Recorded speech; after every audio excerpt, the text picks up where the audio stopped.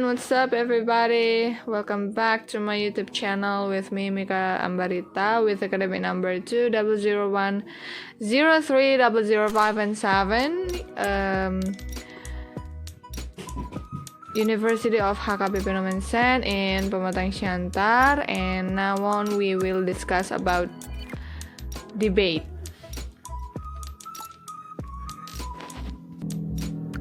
So the first one is, what is the meaning of debate?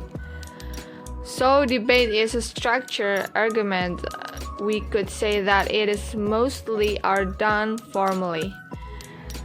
Debate is talking about how we do the argument and how we prove our opinion or our argument.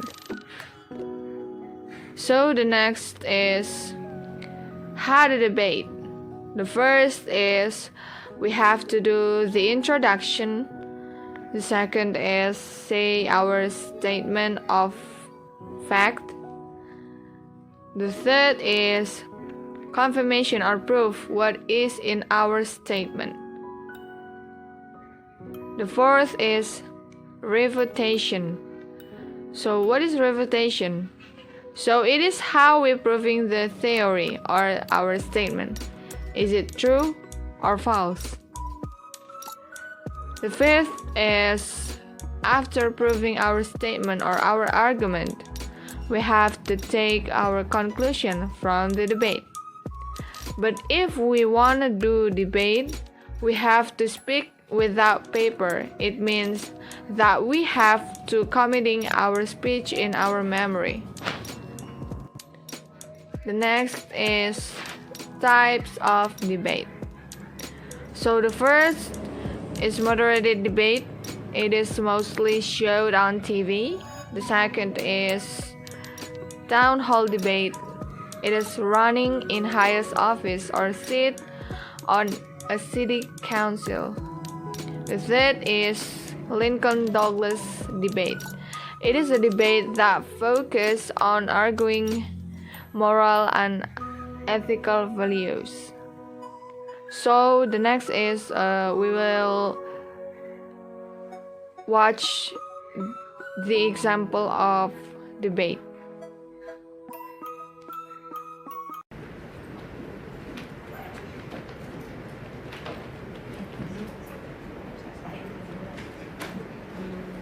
Mr. Speaker, this debate was never about prolonging war. This debate, if it's about prolonging war and they want to push that burden, it is not our burden. That's the solution that they wanted to give. Then they needed to explain why putting chemical weapons down on the floor will suddenly create a faster solving war. That is something that they didn't prove until the end of the debate. This debate is about the function of military courts and how it affects the military. Whether it makes the military an entity that is most just. There is no relevance of discussing whether this creates a winning military, because we're not talking about a winning military. We're talking about a war in a war in which it's not just about survivability, a war in which every state already has the sovereignty to live. We're talking about how to spread justice and how best to spread justice. And we say that is with a just military, not a winning and swift military, ladies and gentlemen. But notice that the speeches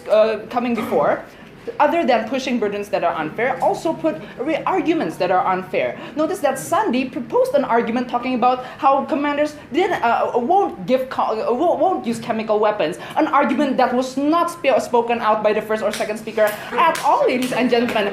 But this is an argument that shouldn't be counted. But even if that this is the case, their burden is to defend how Bashar al-Assad last week dropped that bomb. Our characterization that leaders want to win means that people will actually use chemical weapons in times of war, ladies and gentlemen. But moreover, if they want to say that commanders will be challenged by courts, they also need to defend the atrocities that are done in the status quo, because they haven't done that, ladies and gentlemen. They cannot win simply on claiming those arguments, right? So let's evaluate this debate into 4 clashes. Firstly, whether soldiers have agency.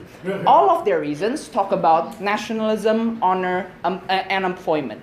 And what they say is these people do not have self-interest. nationalism, honor, and employment leads to lavish living, which is self-interest, ladies and gentlemen, if you do not want to stop doing those atrocities. At the end of the day, all of these reasons are reasons of self-interest over human dignity, which means that you're actually doing a crime. We provided to you 2 reasons why soldiers have agency. First, they have because they're first the ones who actually fires those bullets, ladies and gentlemen. But secondly, Jessica already added an extra reasoning, because these people are already trained and they wouldn't panic in times of war. Therefore, their characterizations of these people panicking and shooting for survival, they have no place in this debate, ladies and gentlemen. We're not talking about shooting for survival. At their best case scenario, let's take them at their base. At their best, they want to say that it is okay for these people to shoot for survival. At their best, they're not rejecting the idea, if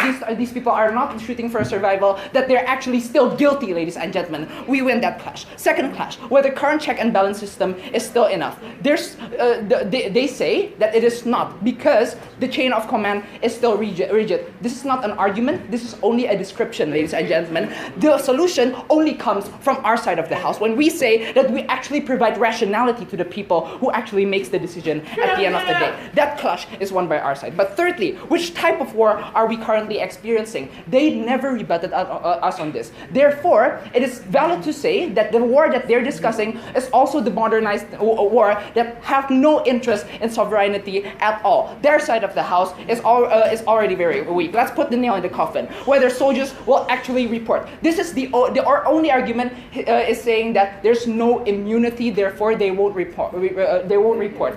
But the second speaker of government side already gave you an argument, one whole argument, ladies and gentlemen, on why immunity is the reason these people will not report, due to the fact that these people are afraid of the law and logical reasoning of their superiors that have higher legal ground, never rebutted by opposition team. Proposition team and the team of Yellow Jackets should win this debate.